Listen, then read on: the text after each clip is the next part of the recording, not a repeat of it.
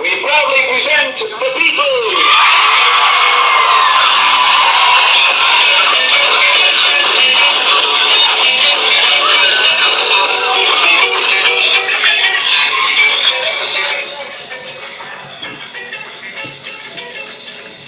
Do you hear that sound?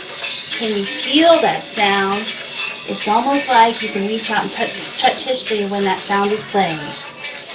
It's raw, it's heavy. It is a band consisting of 4 lads, and it is March 21st, 1961, and they are playing at the local hotspot called The Cavern in Liverpool, England. The Cavern is down a flight of stairs, and it almost feels like a cave. The room is packed with people, and the air is thick with the smell of cigarettes. Smoke.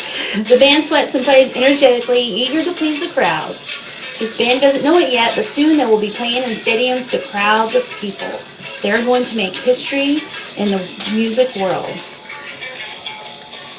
This band will make its breaking debut to America when Ed Sullivan stands upon a stage broadcasting across the USA and proclaims, "Ladies and gentlemen, the Beatles."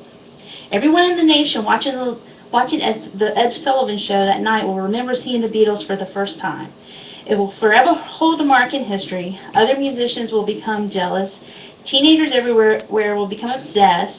Radio stations will play their music 24 hours a day, and bands will be influenced in their own style. I know most of you have probably heard of the Beatles. Maybe you even own a record or 2 by them, but some people may not know the huge impact they really made upon music. Today I'm going to tell you about how the Beatles, in warp speed, took the music industry by storm, drove the teenagers crazy, scared parents, and influenced other musicians in their style, and even made some huge acts jealous. First, let me tell you how the Beatles got started. They were 4 lads that met in Liverpool, England. They were first called the Quarrymen, but later changed their name to the Beatles. They had a different drummer when they started named Pete Best, and then Ringo came on board later, and then they hustled their way across Germany, and night after night they played a different venue, and this is where they learned their chops. They edged out and became a great act together. When stardom finally came to the Beatles, their total weeks on the charts were 1,278 weeks. They had 15 number ones, and total weeks at number 1 was for 175 weeks. Wow. The band toured for a long time, but eventually they grew weary and decided to work out of the studio with George Martin. He was a producer at Apple Studios. They invited random artists to come play with them. In the studios where they began to change their style. They went from like top 40 poppy music to more substantial artistic music. They brought in different artists like Billy Preston to play piano, also the likes of Eric Clapton. And when they produced the Sgt. Pepper's Lonely Hearts Club album, a lot of musicians felt the need to compete with them, and one of those was the Beach Boys. So the Beach Boys went into the studio, and they worked hard, and they came out with Pet Sounds.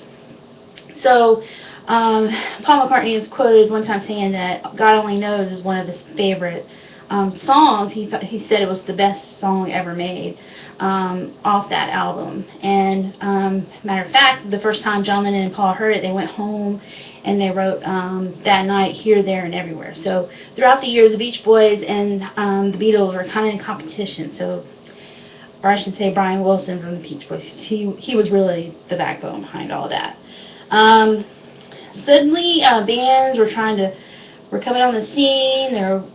They're British, weird, eclectic, and everything. It was catchy, it was foreign. Bands like the Hollies, the Byrds, even artists today like Dave Grohl from Foo Fighters are influenced by the Beatles. As John Lennon once said, he stated in the Beatles anthology, we were almost paralyzed with adoration. The Beatles had torn down the music walls in America, and the British invasion, as we call it today, commenced. Some people were scared of it, and that included other musicians. Adults were freaking out, looking at their kids, wondering what the heck is going on.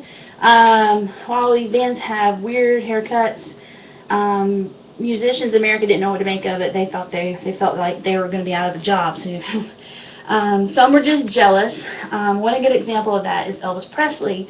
Now, the Beatles grew up loving Elvis Presley. They mimicked his Teddy Boy style. They wore his hair like him. And one day they got to meet him, and they were so ecstatic. And According to Ringo, Elvis was nice to them, and they played music together. But in the Beatles anthology says it was weird to find out, it was sad to find out that later on he tried to have us deported because Elvis felt threatened by their music. Along with the jealousy came mimicking as well, other bands sporting the haircut. You could even buy the wigs. Brian Epstein, their manager, entered into some licensing agreements. One was with a company for $100,000. They wanted to print Beatles shirts, and he just thought that was crazy, but he wasn't laughing when he found out that they sold like all these shirts within 3 days. President Lyndon was even making fun of him.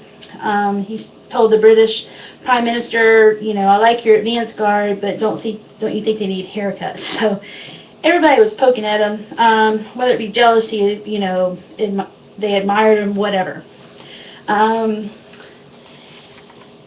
Today, music is so different. I wonder sometimes if the Beatles would have made the same impact, because rock and roll was relatively new.